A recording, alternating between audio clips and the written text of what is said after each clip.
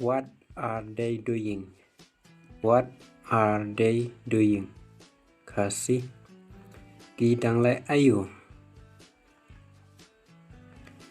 They are watching TV. They are watching TV. Khasi. Kỳ đang peit TV. Have you finished your dinner? Have you finished your dinner? Khasi. Pila de bum. No. And you? No. And you? Khasi. People. I was about to eat now. I was about to eat now. Khasi. Ngamut ban bam mentah. Text me when are you done. Text me when you are done. Khasi.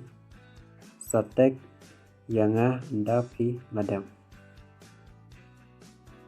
Love to hear that.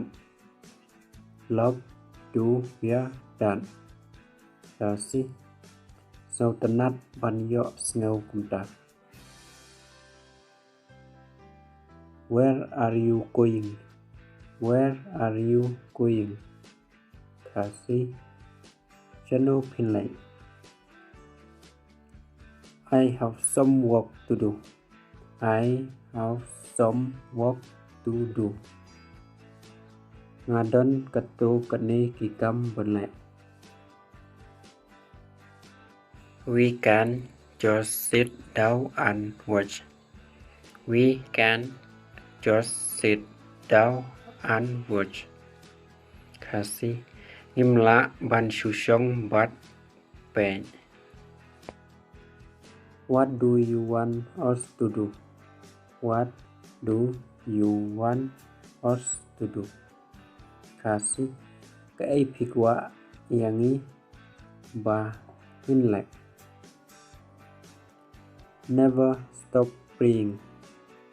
Never stop praying. What glad ban duai. I think you don't remember me. I think you don't remember me. Khasi. Ngatharai simpen mau syu'ing. Love does not need to be perfect. Love does not need to be perfect. Khasi. Kajing ich kam dan kam ban long janai. It just need to be true. It just need to be true. Kadan kam ban long kabasisha.